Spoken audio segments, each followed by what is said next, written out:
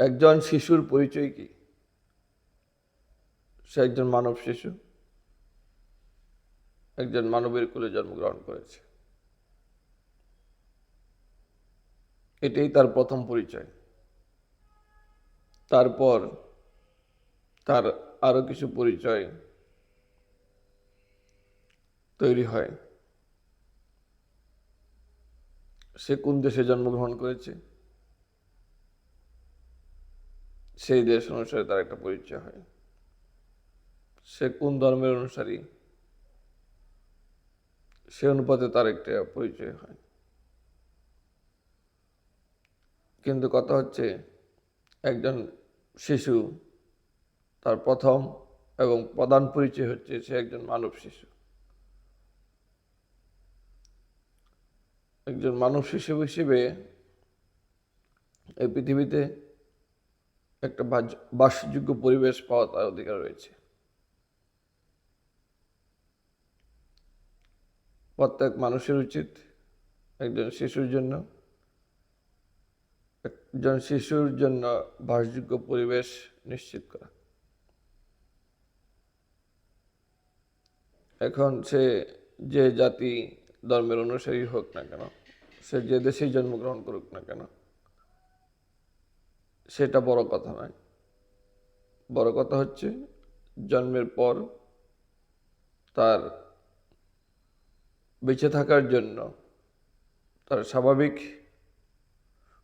বিকাশের জন্য যা প্রয়োজন, এটাই শিশুর অধিকার। আর বাকি সবার কর্তব্য হচ্ছে শিশুর এই অধিকার নিশ্চিত করা। কিন্তু আমরা অনেক সময় শিশুর এই অধিকারটাকে ভুলে যাই। আমরা আমাদের নিজেদের স্বার্থে, নিজেদের প্রয়োজনে, নিজেদের ভোগবিলাসে শিশুর এই মুক্ত পৃথিবীটাকে কলুষিত করছি। শিশুর সেই অধিকারটাকে খর্ব করছি। শিশুর সেই অধিকারের প্রতি আমরা সজাগ দৃষ্টি রাখছি না। আপনার কি মনে হয় না মানুষ হিসেবে আপনার এই শিশুর প্রতি দায়বদ্ধতা রয়েছে? আপনি যে ধর্মের অনুসারী হন না কেন, আপনি যে জাতিরই হন না কেন, আপনার কিন্তু এই শিশুর প্রতি একটি কর্তব্য রয়েছে, এবং তার প্রতি সেই কর্তব্য পালন করতে ব্যর্থ হলে আপনাকে অবশ্যই সৃষ্টিকর্তার কাছে জবাবদিহি করতে হবে। এই যে আপনি মনে রাখুন, আপনিও জন্মগ্রহণ করার পরে এই পৃথিবীতে আপনি কিছু অধিকার ভোগ করেছেন। আপনি এই পৃথিবীর আলো বাতাসে বড় হয়েছেন। এই পৃথিবীর উৎপাদিত খাদ্য আপনি গ্রহণ করে বড় হয়েছেন, জীবিকা নির্বাহ করেছেন। কাজেই আগামী শিশুর জন্য আপনার এই কর্তব্যগুলো পালন করা অত্যন্ত জরুরি। যদি এই পৃথিবীর আলো বাতাস গ্রহণ করে আপনি বড় হয়ে থাকেন, এই পৃথিবীর খাদ্য গ্রহণ করে আপনি বড় হয়ে থাকেন, এই পৃথিবীকে ব্যবহার করে আপনি আপনার জীবনকে বিলাসী করে তুলেছেন, আর আপনি নতুন শিশুকে তার অধিকার দিবেন না, নতুন শিশুর প্রতি আপনি আপনার কর্তব্য পালন করবেন না, সেটা চরম অন্যায়, চরম অমানবিকতা। কাজে আপনি আপনার কর্তব্যের প্রতি সচেতন হন। আপনি আগামী দিনে শিশুর পৃথিবীটাকে কলুষিত করবেন না। আপনি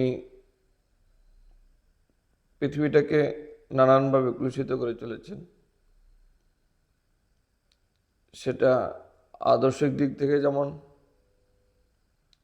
পরিবেশগত দিক থেকেও তেমন। পরিবেশগতভাবেও আমরা আমাদের পৃথিবীটাকে কলুষিত করে চলেছি নানানভাবে।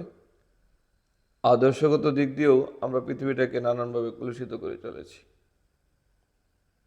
এই যে মারামারি, হানাহানি, হিংসা, বিদ্বেষ, বৈষম্য, এই সব কিছু তো আমরাই সৃষ্টি করছি। আর আগামী দিনের শিশুর জন্য এই পৃথিবীটাকে কঠিন করে তুলছি। আপনার কি মনে হয় না এর জন্য আপনি দায়ী?